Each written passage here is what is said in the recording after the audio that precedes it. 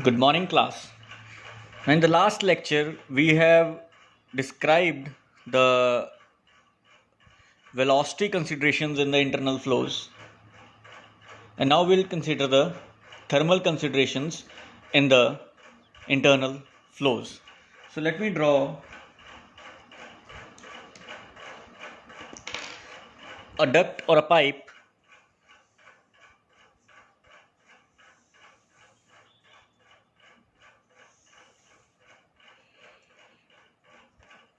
and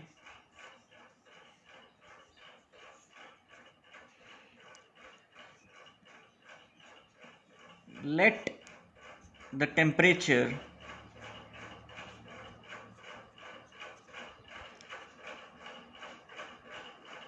Tr of 0 is entering into this pipe, right?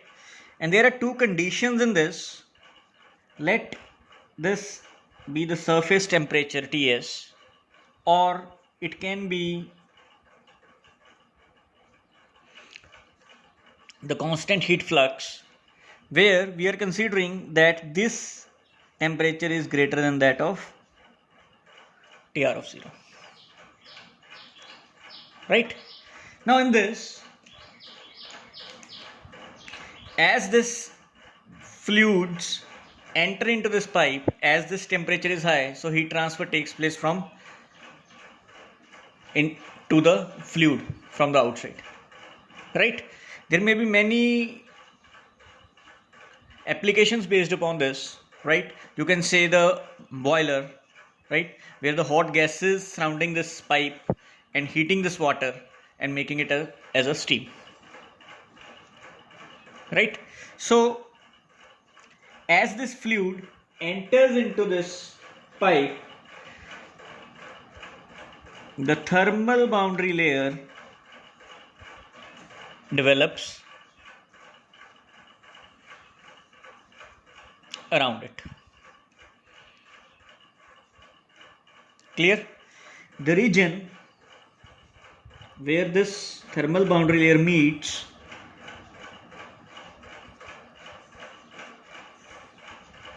is called as thermal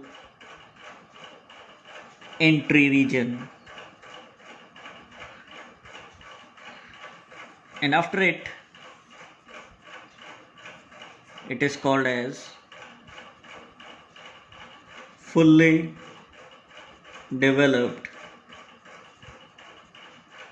thermal region. Now, as you know earlier from a flat plate problem, that this value is delta T, right? So this is the thermal boundary layer. Clear? Now if you consider, let me at this section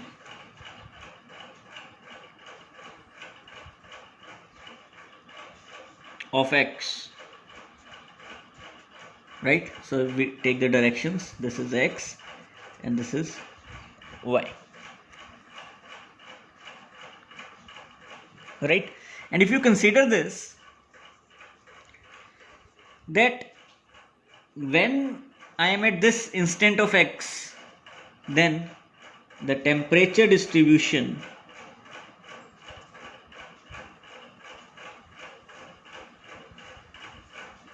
will be like this.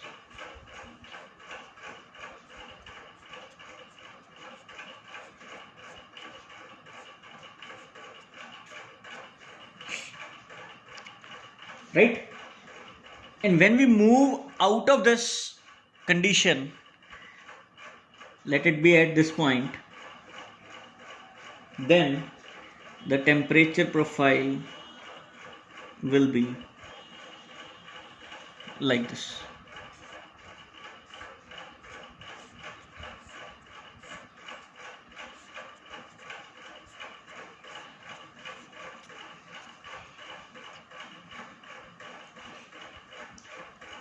If you move further,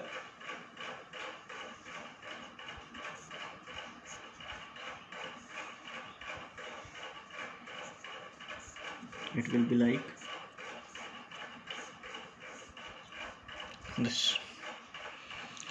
Now there are two conditions for which it happens, whether it is a constant surface temperature or whether it is a constant heat flux.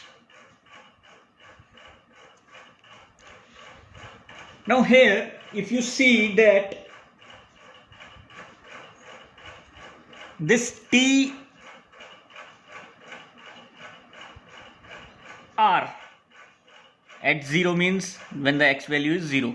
It is a uniform temperature, and when it moves along the x,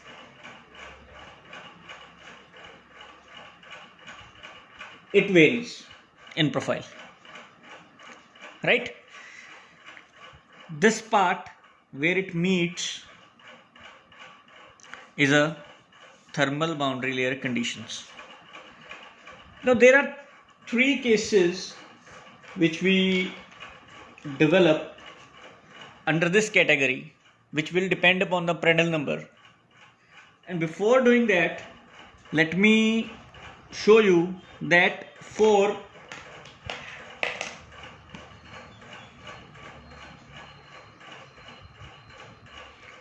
laminar flows,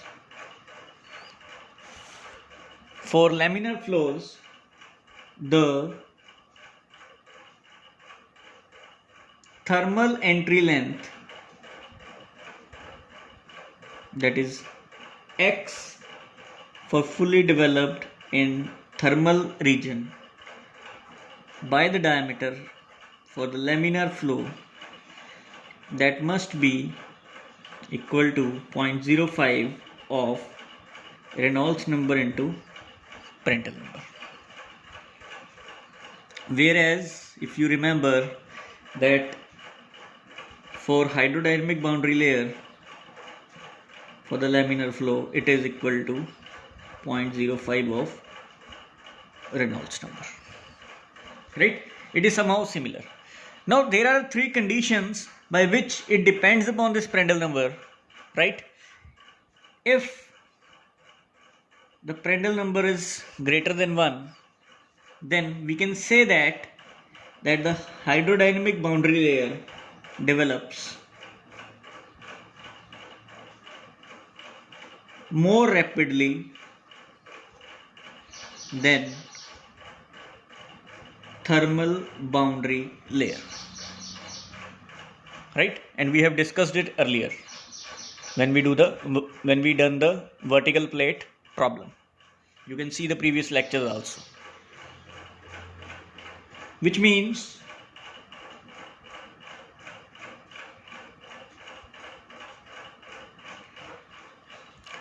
that the x value, right, this x value is much less in case of your hydrodynamic boundary layer than in the case of thermal boundary layer, right? And if this is the case, then vice versa, means that TBL, thermal boundary layer, develops more rapidly than hydrodynamic boundary layer. The reverse is true, right? If we have a very large values, let's say we have a large values of Prandtl number, then in that case the hydrodynamic entry length is much more smaller than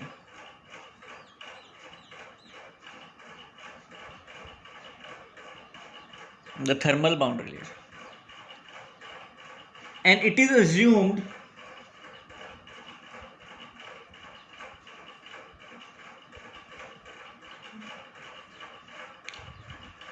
reasonable assumed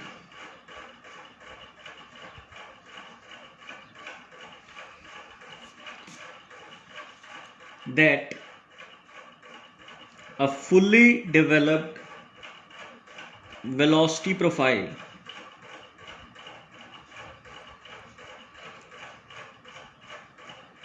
is through the thermal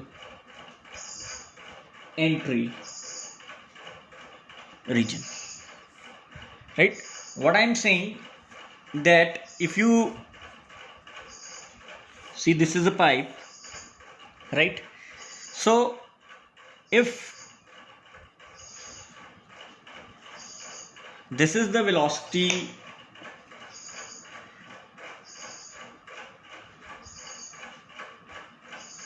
boundary layer, and if this is the thermal boundary layer,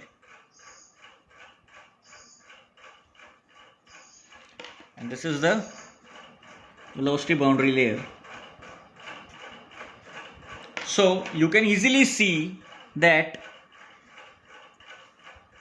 we are at thermal entry region and we developed the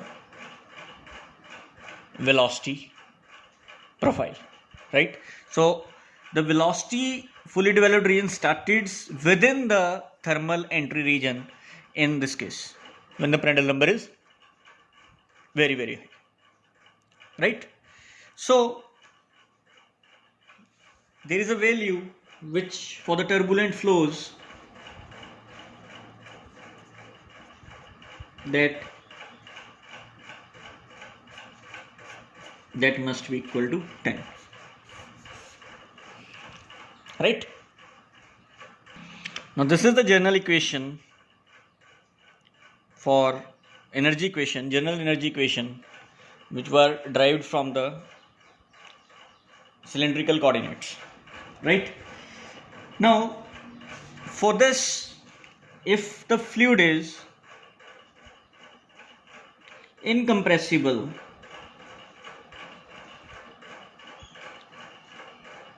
then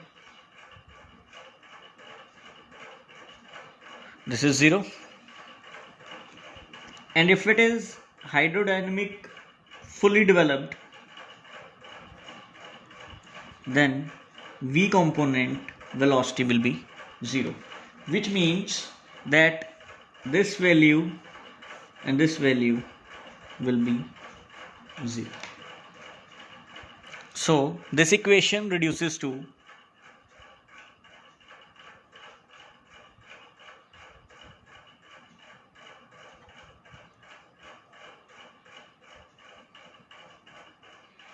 one by r dt by dr plus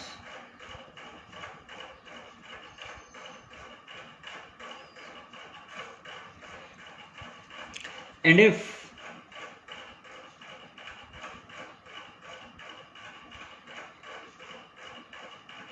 assuming we can neglect if no axial conduction related to radial conduction, means in that pipe, right, if you see in this pipe there is no axial conduction relevant with respect to the radial conduction, so we can neglect this term also. So for that, this term here will be 0. So the equation reduces to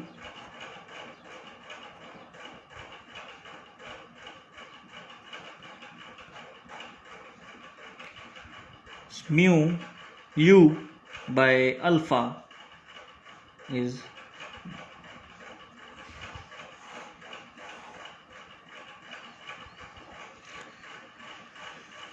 now in this case we have to define the Tm, which is mixed mean fluid temperature. This is also called as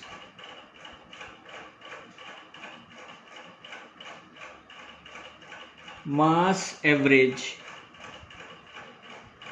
temperature. So thus, it is a temperature which characterized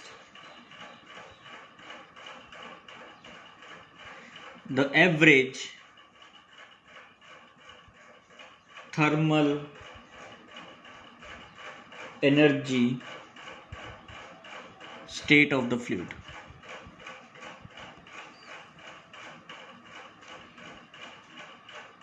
So axial convected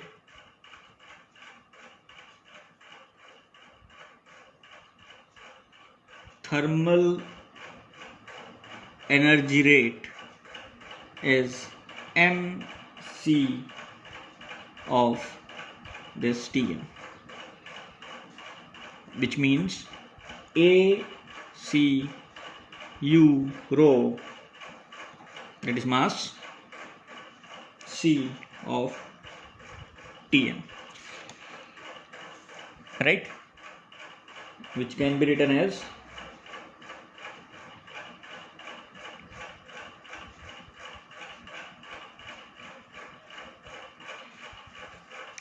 right. So this Tm will be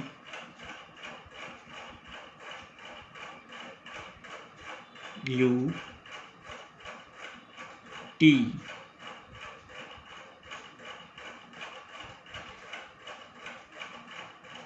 DC,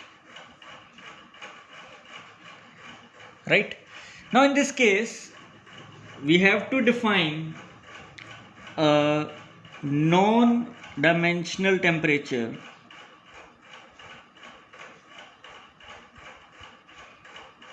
is defined in terms of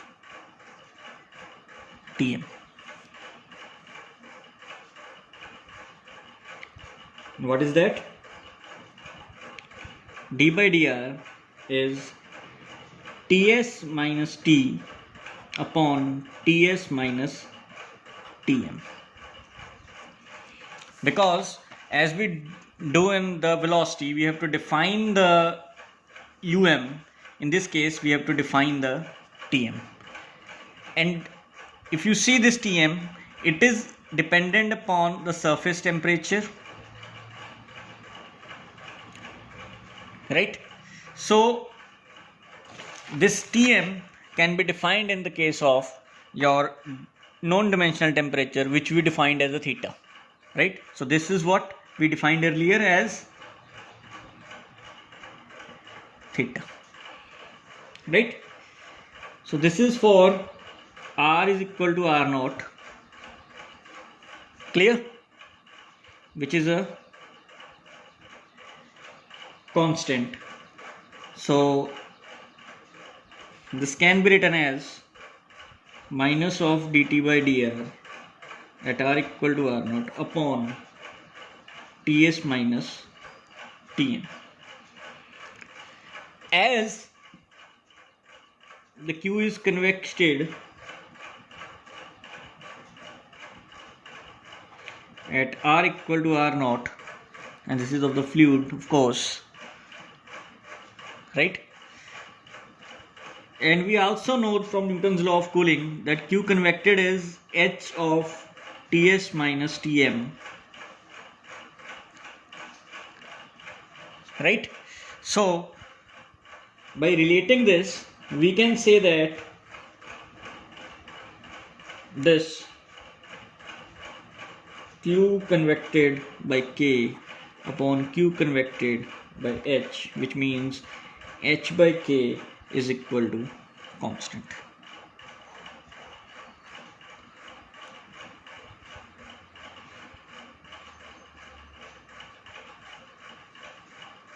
And one more thing here I want to tell, that this term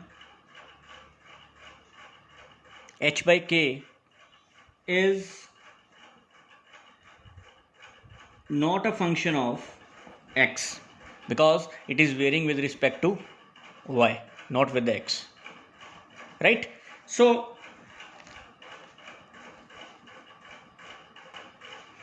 hence in thermally fully developed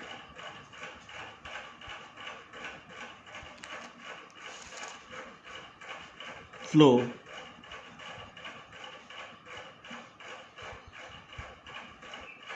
the local convection coefficient is independent of x, which means if we draw with respect to x the value of h, right? So this h value is maximum at x equal to 0. As we move along the x up to this thermal entry region, this will decay exponentially.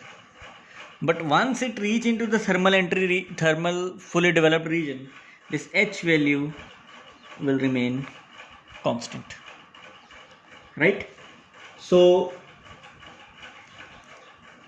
this is the value that is fully developed, right? And this will be attained at x fully developed for thermal region. So this is how the variation of h will be varying with respect to the within the thermal entry region.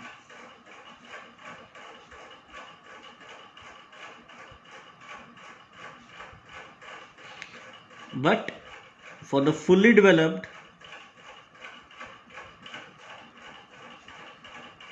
it will remain a constant. Now if you consider that Q is h of Ts minus Tm, right? For fully developed,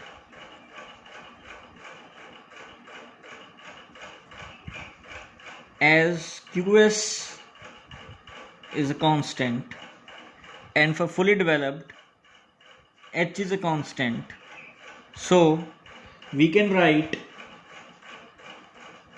that Ts minus Tm is Qs by h, which is a constant. And if I derivate it, it will be dTs by dx is equal to dTm by dx.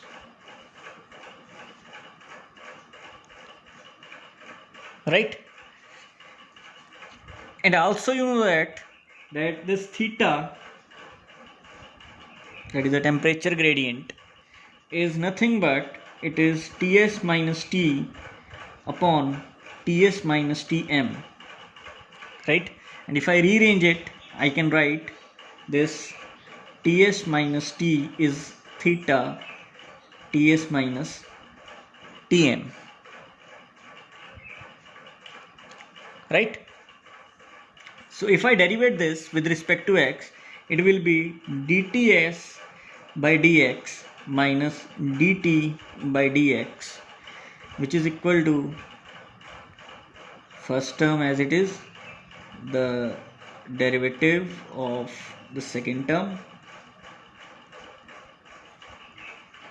plus the second term as it is, the derivative of first term, right? And if you see this equation here 1, so this term will be 0,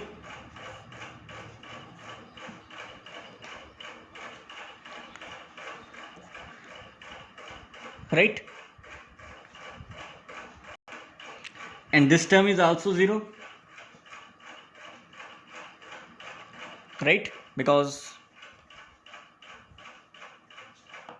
due to this, so we can write as dTs by dx is equal to dt by dx, which means this dTs by dx is dTm by dx is equal to dt by dx.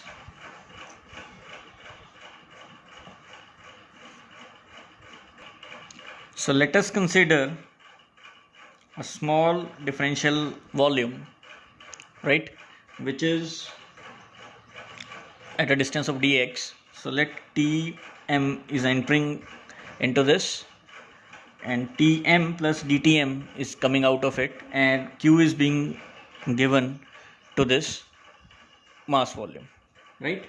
So if Ti and Te are the inlet and the exit temperatures of this duct or a pipe, then from the conservation of energy we can write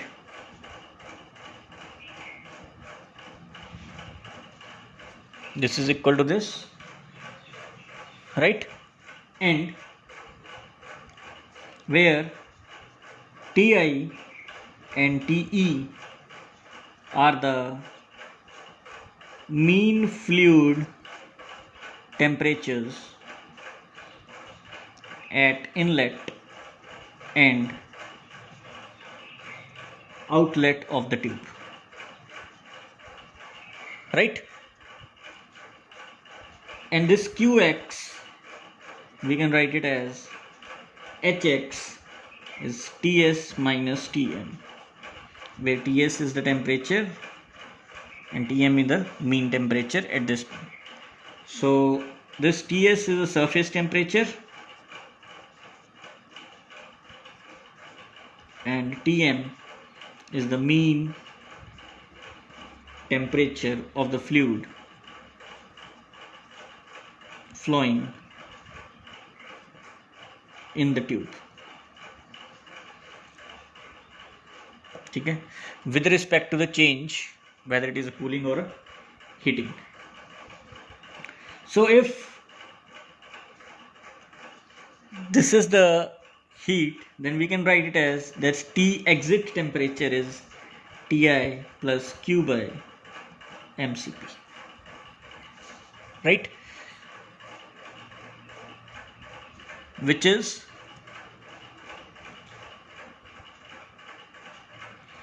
that mean fluid temperature increases, right? This is the exit temperature, so it will increases linearly in the flow direction, right? And if you see this equation, we can also say that this surface temperature is mean temperature plus this, right? And in fully developed region,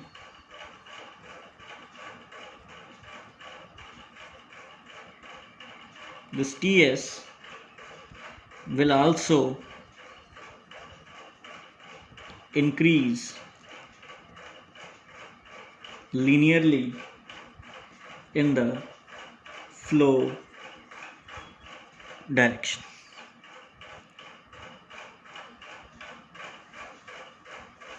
right? Because in fully developed H is a constant, and if we consider the case of constant heat flux, so we can draw this temperature profile with respect to x, and somehow we can call it as L. In some books it is Z, written as Z, right? So this is the Ti, it will vary linearly up to Te, right? And if it is a thermal entry region, then the surface temperature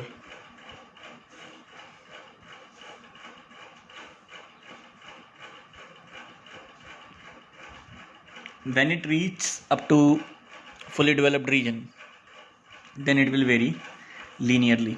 So this difference will be constant, right? So with that, this h value will be constant, right? So this term will constant, so this will be the difference, and this will remain parallel to each other in case of constant heat flux. So if I apply this up to this region, so we can write it as that E in minus E out plus E generated must be equal to E of a control volume, right? So if it is a steady state, this is 0, there is no internal heat generation, so it is 0. So we can say that this MCPTM plus this is QS P dx minus out is MCP TM plus DTM, right? And we are neglecting the axial conduction, right? So this can be written as DTM by dx is nothing but it is QX P by MCP,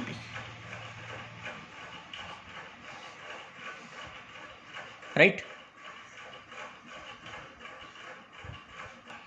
So QX S double bar is, we can write it as P by MCP H TS minus TM, right? Now for constant surface temperature, means when TS is constant, then we can write this DTM by dx is minus of del T by dx, which is equal to P MCP H of del T, right? This equation can be written in this form. So if I take these two equations and if I just give delta T by delta T from delta Ti to delta Te is minus P MCP of 0 to L of H dx, right? So this is ln of delta T E by delta Ti is minus P L MCP of 1 by L H dx, right? And what is this? This is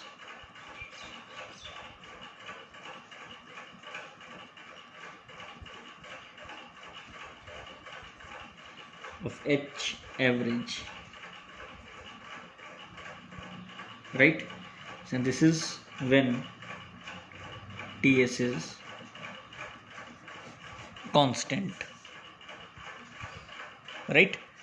And if it is a constant, then you can see that this value is nothing but Ts minus Tm, right?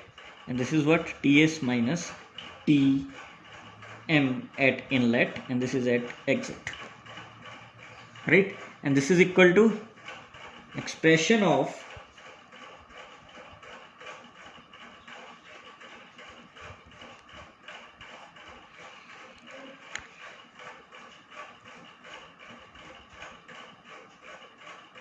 and if you do it with respect to x, so we can write it as at that particular x upon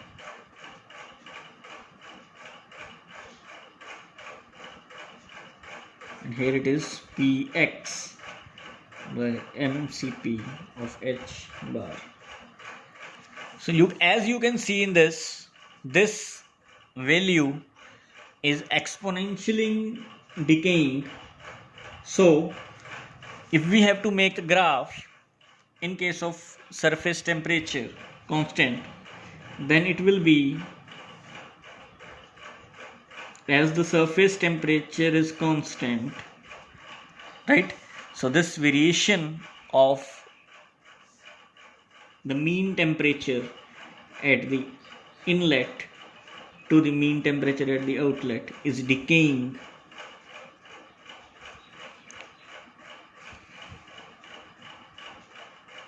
exponentially, right?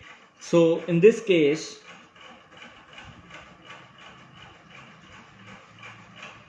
this is what we call it as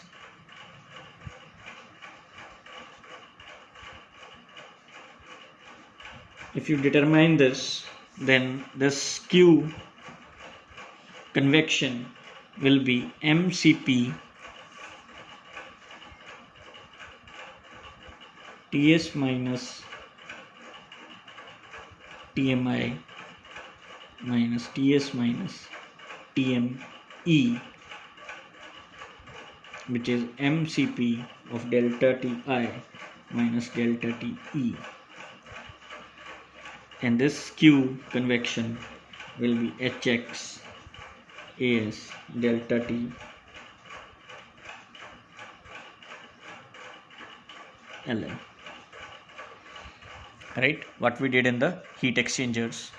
So this is the temperature distribution when Ts is a constant, and this is the temperature distribution along the pipe when we have constant heat flux.